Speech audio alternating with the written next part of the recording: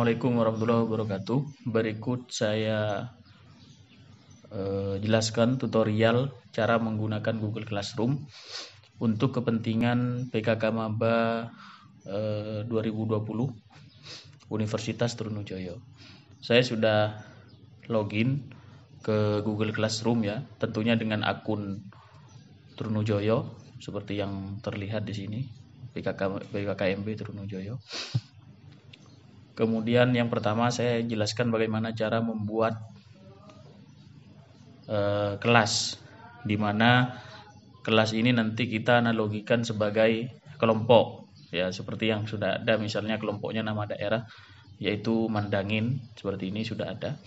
Nah, cara membuat kelas itu Anda tinggal klik tanda plus yang ada di pojok kanan atas ini ya, kemudian create class. Nah, di sini kan ada dua, ada join, ada create class. Karena kita mau bikin kelas, maka kita pilih yang create class.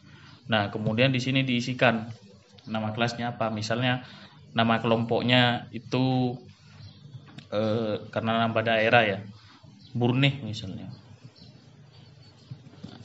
Kemudian section ini sebenarnya diperuntukkan untuk kelas. Cuman ini untuk PKKMB tidak perlu diisikan. Ini maksudnya misal saya punya kelas kewirausahaan. Nah, kewirausahaan itu kan bisa lebih dari satu kelas. Sectionnya misalnya kewirausahaan A dan seterusnya. Cuman ini tidak perlu diisi karena kan kita cuma butuh nama kelompoknya saja untuk PKK Maba. Kemudian tinggal pilih create.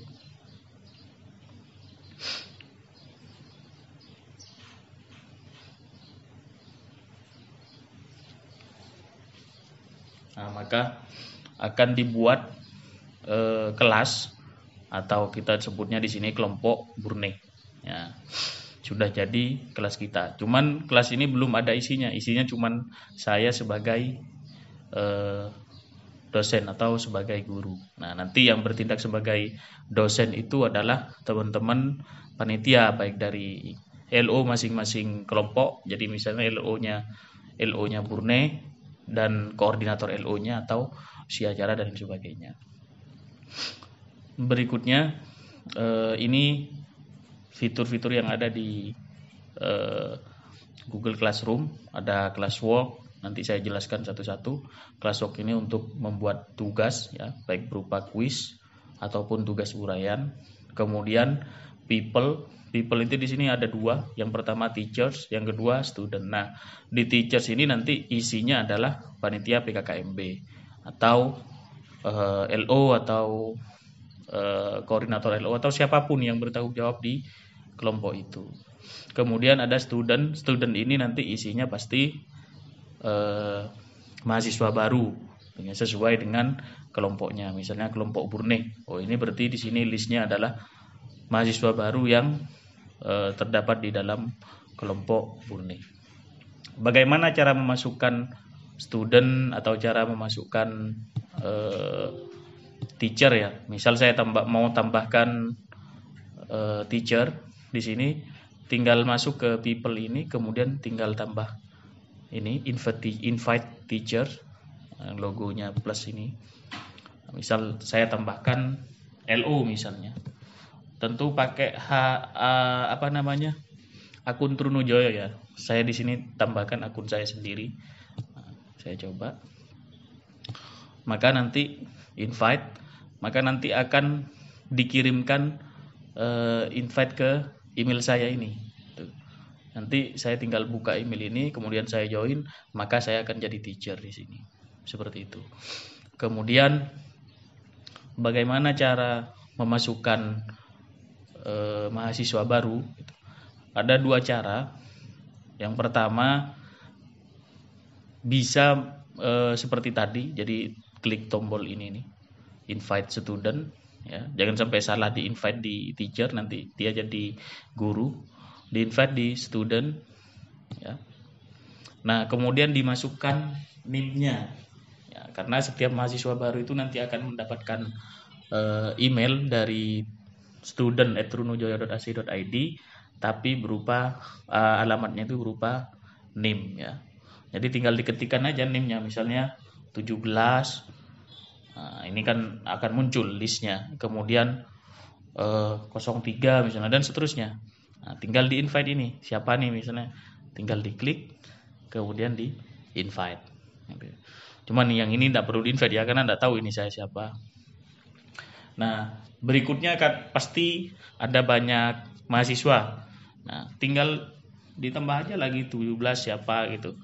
Ya diketikkan nimnya. Memang agak repot kalau seperti ini karena kita harus memasukkan satu-satu.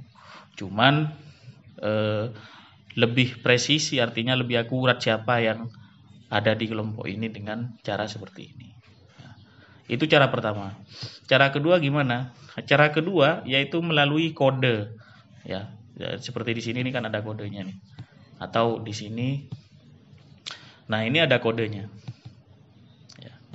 Nah, kode ini bisa Anda share kepada mahasiswa yang bersangkutan, mahasiswa baru yang dia kelompok Burne untuk masuk ke Google Classroom, kemudian join kelas, kemudian masukkan kodenya seperti itu.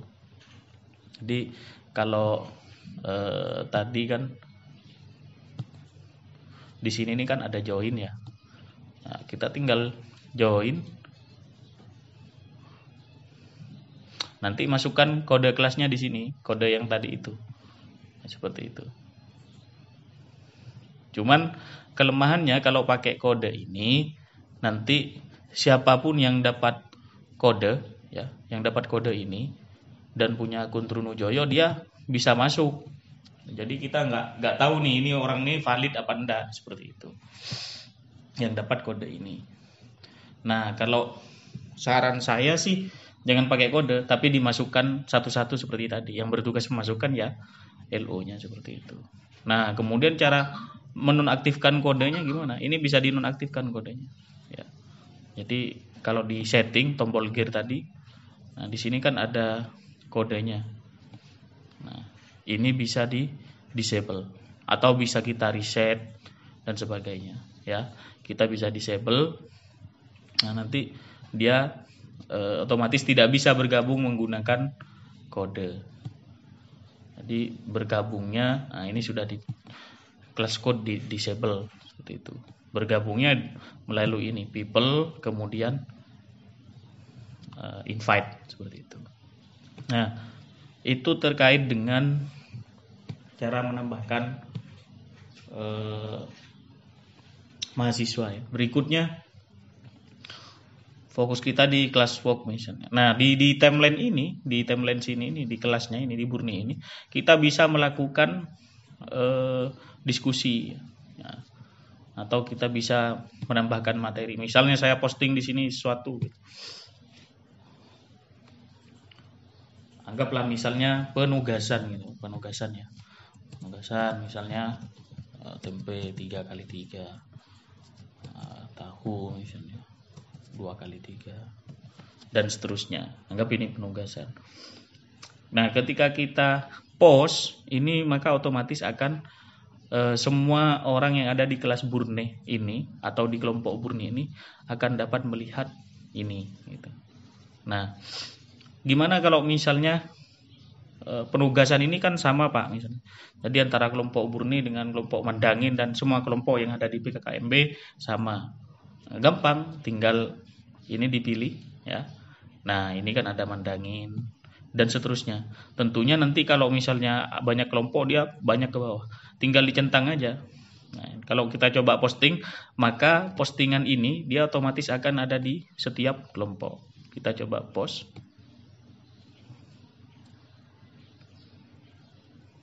Nah, ini kan sudah ada di sini. Yang posting siapa? PKKMB UTM.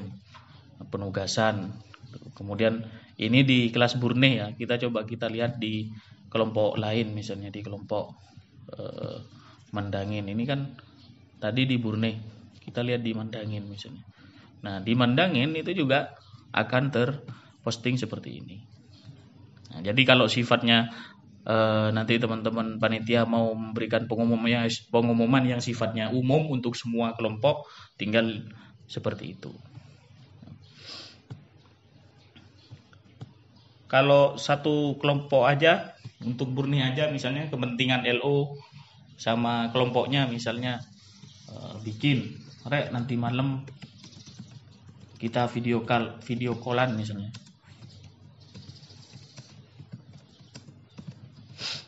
Jam 18.00 misalnya. Nah, berarti dipostingnya di sini, di Burnih saja. Yang mandangin enggak usah dicetak. Seperti itu. Nanti akan muncul di sini. Semua mahasiswa yang ada di kelompok ini pastinya nanti akan melihat itu. Pak, gimana kalau misalnya kita mau postingnya itu berjadwal? Nah, jangan di-post, tapi tinggal pilih tanda panah di sini. Kemudian bikin schedule. Nah, schedule-nya ini kita tinggal milih nih, mau dikirim tanggal berapa, ya. Kemudian jam berapa. Nah, kemudian pilih schedule. Kalau sudah di schedule nanti, maka otomatis dia akan posting atau dipublish ketika sudah waktu sampai di waktunya, seperti itu. Itu untuk posting. Nah, selain posting teks seperti ini, kita juga bisa menambahkan beberapa hal. Misalnya seperti dari Google Drive ya, file dari Google Drive, bisa link, bisa berupa link apa gitu. Misalnya link penugasannya ditaruh di web gitu. Bisa berupa file, artinya kita ngupload, atau bisa berupa video dari YouTube ya, nanti tinggal masukkan di sini seperti itu. Jadi bukan hanya teks yang bisa di post di sini. Itu terkait postingan. Kemudian berikutnya classwork ya. Ini saya discard aja dulu karena nggak kita posting. Nah, di classwork ini ada beberapa hal ya. Kalau terlihat di sini dia bisa langsung ke Google Meet, Google Calendar, sama Class Drive folder. Nah, ini yang saya sebut kalau pakai Google Classroom itu akan terintegrasi dengan produk Google lainnya seperti Google Drive, YouTube, Google Google Doc dan sebagainya. Nah, setiap kita bikin kelompok baru seperti ini, itu di Google Drive kita, di akun Google Drive kita, otomatis akan dibuatkan folder. Ya, otomatis akan dibuatkan folder. Nah, ini.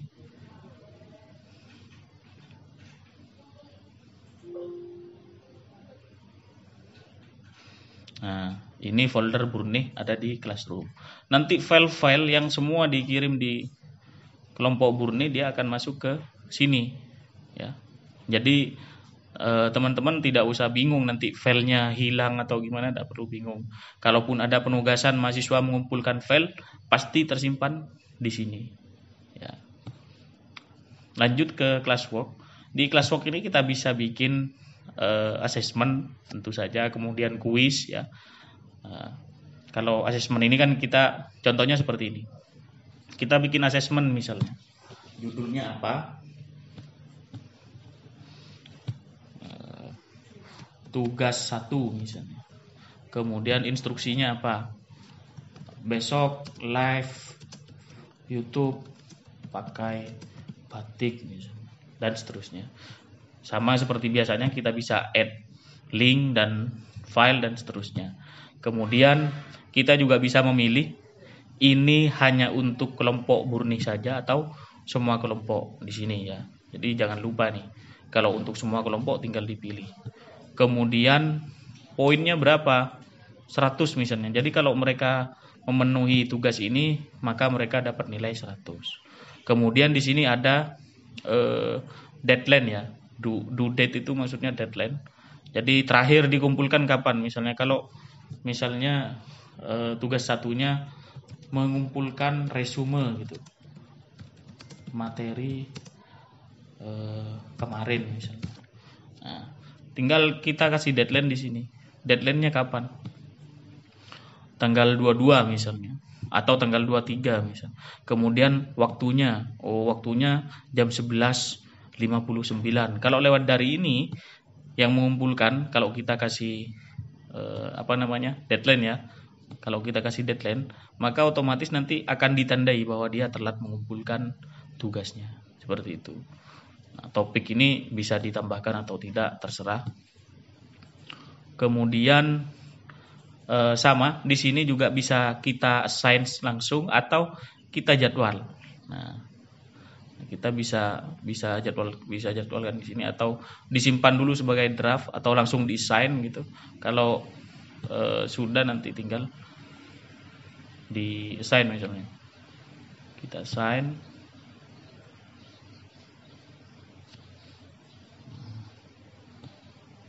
Nah, ini tugas 1 misalnya.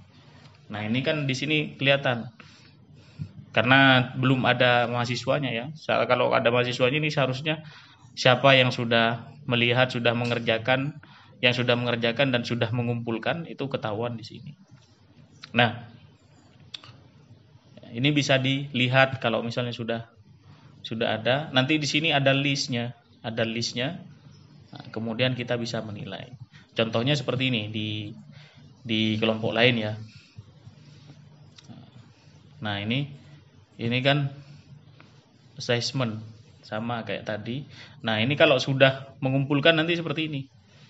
Oh, misalnya Nabila Aulia, dia sudah mengumpulkan. Kita tinggal lihat nih. Kalau ada filenya nanti akan disertakan file seperti itu. Terus kita bisa melakukan penilaian di sini. Nabila sudah dinilai misalnya. Kemudian Helmi, di sini kita bisa nilai. Dia sudah sesuai apa belum? Karena poinnya tadi 100 misalnya, kemudian kita kasih nilainya misalnya 60. Udah, berarti dia nilainya 60. Seperti itu. Dan seterusnya. Nah, selain itu kita juga bisa memberikan catatan di sini. Bisa, kalau ini privat ya, artinya saya langsung memberikan catatan untuk Helmi. Tugas Anda kurang misalnya. Ini akan dikirimkan ke Helmi ini nanti. Seperti itu. Nah, jadi tinggal dinilai semua. Nanti nilai-nilai itu akan bisa diekspor ya. Akan bisa kita ambil nilainya melalui ini. Ya, jadi bisa di-download atau di-copy. Seperti itu.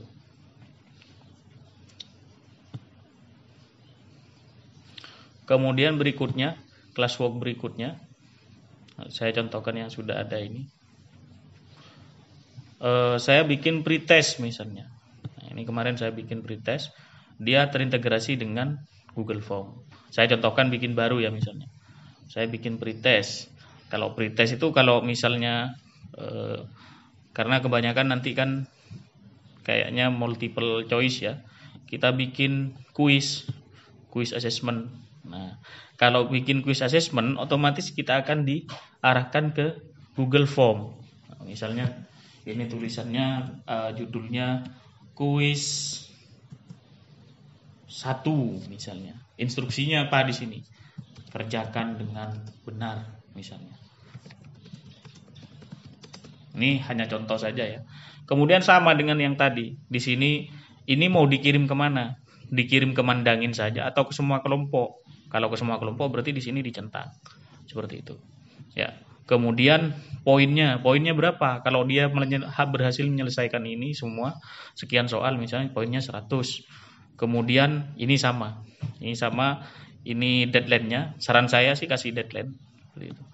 Kemudian kita bisa langsung assign atau sebagai draft ya. Tapi sebelumnya kita edit dulu ini kuisnya, karena kan kalau kuis kan berarti ada soal dan lain sebagainya gitu. Nah, kemudian jangan lupa untuk ini dicentang ya, di grade importing supaya nanti nilainya bisa kita ambil seperti itu. Nah, cara ngedit bikin soalnya gimana? Tinggal ini diklik, nanti akan dibawa masuk ke Google Form.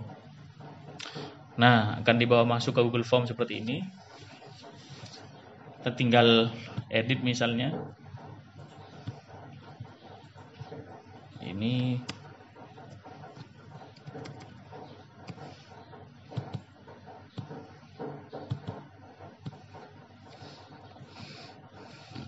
kuis 1 misalnya.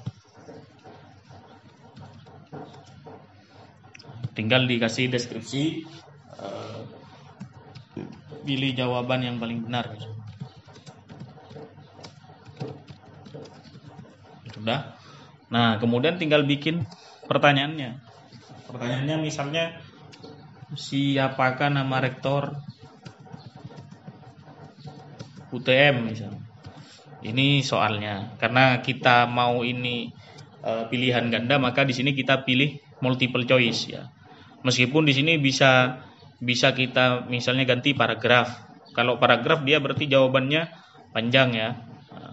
Kemudian bisa short answer. Kalau short answer ini misalnya kita mengetikkan bukan memilih.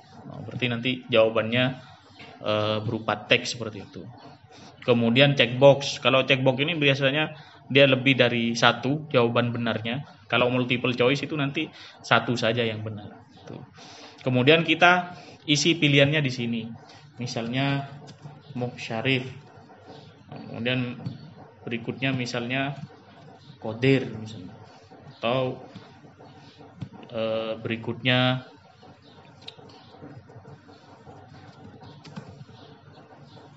ini kan pilihannya. Pilihannya bisa lebih dari satu ya. Bisa lebih dari 3. Tinggal tambahkan aja ke bawah misalnya. Dan seterusnya. Nah, kalau sudah seperti ini, kita harus centang ini required. Artinya apa? Kalau dibuat required, ini tidak boleh dilewati, harus diisi. Seperti itu. Ini kan soal ya, jadi harus diisi kan. Maka kalau sudah seperti ini, kita tentukan jawaban yang benar nih yang mana nih gitu. Nah, selain teks, teman-teman juga bisa menambahkan gambar ya. Tuh, bisa gambar di sini. Cara menentukan jawaban yang benar yang mana? Siapakah nama rektor UTM kan jelas Pak Syarif begitu. Nah, kita tinggal pilih nih answer key. Answer key itu maksudnya kunci jawabannya. Yang benar yang mana? Musyarif misalnya. Berarti yang benar ini. Kemudian dan. Nah, nanti kalau memilih selain Musyarif, maka dia dianggap salah. Seperti itu. Kemudian berikutnya kita bisa shuffle option order. Shuffle option order itu maksudnya begini. Yang muncul di mahasiswa nanti susunannya tidak seperti ini. Pertama Musyarif, kedua Qadir dan seterusnya. Ini akan diacak. Setiap mahasiswa yang menjawab mengerjakan kuis ini akan diacak. Seperti itu. Kalau kita pilih tadi itu, pilih shuffle option order.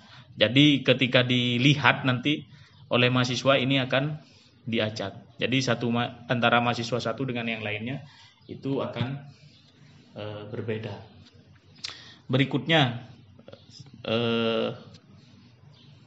kita copy nih misalnya. Ya. Pertanyaan berikutnya, siapakah nama anaknya rektor UTM misalnya? Misal di sini ada Muhammad Ersa yang benar, kita ganti Muhammad Ersa misalnya. Yang ini dibuang. Kemudian di down ya. Sama required juga, kemudian kita shuffle option order juga supaya nanti teracak. Nah, kalau sudah seperti ini, nanti ini bisa diacak nih. Antara soal pertama dengan soal kedua itu bisa diacak dan soal berikut-berikutnya. Jadi kalau mahasiswa mengerjakan soal ini, maka nanti pertanyaan nomor 1 dengan nomor 2 di antara mahasiswa yang satu dengan yang lainnya itu akan berbeda. Seperti itu. Ini kalau kita cek kan seperti ini. Nah, ini kan diacak ya, diacak. Kemudian kita masuk di setting di gear ini ya. Kalau kita mau collect emailnya, bisa kita collect emailnya, bisa dibatasi 1 kali respon. Nah, ini kan otomatis mereka harus login ya untuk mengisinya. Tentunya login dengan email Trunojoyo seperti itu. Kemudian presentationnya, nah ini show progress bar. Ini maksudnya misal ada 100 soal, nanti ada progress barnya. Mereka sudah ngisi berapa, kurang berapa. Kalau kita centang maka dia nanti akan tampil. Kemudian yang tidak kalah penting yaitu shuffle question order. Shuffle question order itu akan mengacak urutan soalnya. Nah, ini kan kalau tadi soal pertama, siapakah nama rektor? Nah, sekarang coba kita lihat lagi. Nah, ini di-shuffle kan. Siapakah nama anaknya rektor? Jadi yang muncul di mahasiswa nanti beda-beda. Nomor 1 soalnya apa, pilihannya juga beda gitu. Kemudian nomor 2 soalnya apa, dan seterusnya. Seperti itu. Kalau sudah seperti ini, tinggal di close saja. Ini kan sudah tersimpan ya. Jadi otomatis dia akan tersimpan. Nah, ini perlu diklik make this is a quiz.